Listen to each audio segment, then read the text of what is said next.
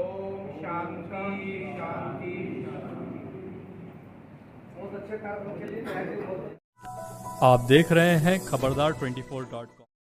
अमरोहा जनपद के गजरौला में शनिवार को मंडी धनौरा मार्ग पर स्थित एक होटल में विधायक राजीव तरारा के संयोजन में एक राष्ट्र एक चुनाव को लेकर सम्मेलन का आयोजन किया गया। मुख्य अतिथि भाजपा के क्षेत्रीय महामंत्री हरीश ठाकुर ने कहा कि एक साथ चुनाव होने से संसाधनों की बचत होगी, देश की लोकतांत्रिक प्रक्रिया और अधिक सशक्त होगी। इसलिए सभी लोग पत्र लिखकर सोशल मीडिया के माध्यम से इस अभियान का हिस्सा बने। विधायक राजीव तरारा ने भी एक राष्ट्र एक चुनाव की उपयोगिता के बारे में विस्तार से बताया। उन्होंने हाल ही में जम्मू कश्मीर के पहलगाम में पाकिस्तान समर्थित आतंकी संगठनों द्वारा 26 हिंदू पर्यटकों की गोली मारकर की गई हत्या की घटना को बेहद जघन्य बताया। कहा कि यह देश की सबसे क्रूरतम घटनाओं में शामिल है, लेकिन विपक्ष इस पर भी राजनीतिक रोटियां सेकने से बाज नहीं आ रहा है, जो कि बेहद निंदनीय है।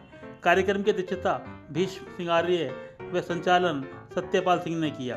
सम्मेलन में भाजपा के जिलाध्यक्ष उदयगिरी गोस्वामी, चंद्रभान भाटी, जिला पंचायत सदस्य डॉक्टर सोरन सिंह चौधरी, रामरतन सिंह जाटव, अंजू जाटव आदि ने भी विचार व्यक्त किए।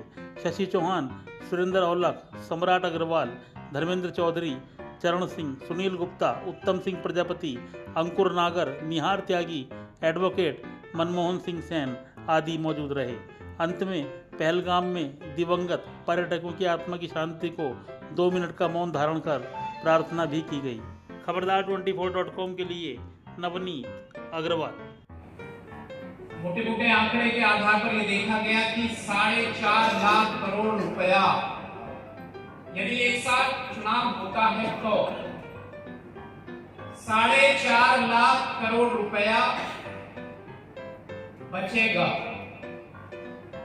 जो देश की अर्थव्यवस्था को मजबूत करने में हमारा लिए सहायक सिद्ध होगा। प्रशासनिक खर्च और संसाधनों की बर्बादी होती है और इससे चुनावों के भारी खर्च में भी कमी आएगी। विकास कार्य निरंतर अपने गति पर एक अच्छी गति के साथ आगे बढ़ेंगे। राजनीतिक जो अस्थिरता रहती है वो भी स्थिरता मिलेगी और एक बड़ा सकारात्मक पक्ष देखने को मिलेगा। कई बार यह होता है कि एक जनप्रतिनिधि को कई बार हमने टिकट मांगते हुए देखा है। ये सांसद का भी चाहिए, विधायक का भी चाहिए, जिला पंचायत का भी चाहिए, प्रधानी का भी चाहिए, ब्लॉक प्रमुखी का भी चाहिए। यदि एक साथ चुनाव होंगे तो इससे तो निश्चित तौर पर छुटकारा मिलेगा कि एक व्यक्ति सारे टिकट नहीं मांगेगा। तो हमारे यहाँ जो विचार रहता है कि एक व्यक्ति एक पद, इसको भी मजबूती मिलेगी और ज्यादा कार्यकर्ताओं को चुनाव लड़ने के अवसर भी मिल जाएंगे। वो एक परिवार तक, एक घर तक या व्यक्ति विशेष तक सीमित नहीं रहेंगे।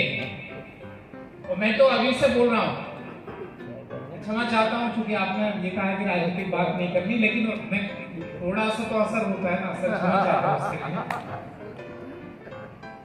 मैंने पहले भी कहा था, जब हमारी सीट रिजर्व हुई थी धनौरा गजरौला बछराइयों पालिका की, लोगों ने कहा कि पिताजी को लड़ाएंगे, माताजी को लड़ाएंगे। तो मैंने ये कहा था कि ना मेरे पिताजी लड़ेंगे, ना माताजी लड़ेंगे, ना भाई लड़ेगा, ना कोई लड़ेगा।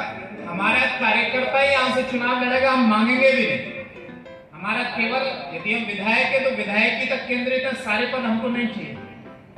और ये खुली मीटिंग में आज भी बोल रहा हूँ, संगठनात्मक आगे होंगे वहां भी बोलेंगे। हमारे कार्यकर्ताओं को ज्यादा से ज्यादा अवसर मिले, अलग अलग कार्यकर्ताओं को अवसर मिलेंगे तो काम करने के लिए भी एक बड़ा उदाहरण बनेगा, एक अच्छा संदेश जाएगा उसका। इस अवसर पर आप यहाँ पर उपस्थित हुए हैं क्योंकि आप लोगों ने एक राष्ट्र के लिए, श्रेष्ठ राष्ट्र के लिए, उदयमान भारत के लिए, समृद्ध भारत के लिए, विकसित भारत के लिए, विश्वगुरु भारत के लिए लगातार अपना सहयोग दिया है। और देश के प्रधानमंत्री जी ने लगातार सबका साथ, सबका विकास, सबका विश्वास, सबके प्रयास के द्वारा चारों तरफ एक अच्छा वातावरण बनाने का काम किया। उनके नेतृत्व में देश दुनिया में तो सम्मान बढ़ाने का काम हुआ ही है, हम चांद तक भी पहुंचे। ये हमारे देशवासियों के लिए, देश के लिए बहुत ही गर्व का विषय है, सभी कार्यकर्ताओं के लिए गर्व का विषय है और हम सबके लिए गर्व का विषय इस देश में रहने वालों के लिए कि मोदी जी जैसा महान व्यक्ति हमारे देश के प्रधानमंत्री हैं।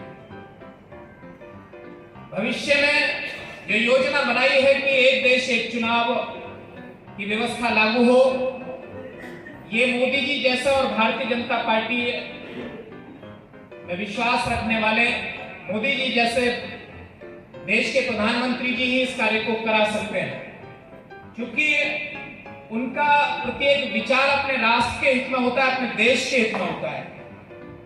आर्थिक पक्ष को किस तरह से मजबूत किया जाए, किस तरह से हम अपने देश में विकास कार्यों को निरंतर करा सकें, गरीब कल्याण के लिए बहुत सारी योजनाएं किस तरह से लेकर आए जिससे गरीबों का कल्याण हो। हम सब ने बहुत अच्छे से देखा है कि जब बैंकों के अंदर लाइन लग रही थी, किसी ने विचार नहीं किया होगा कि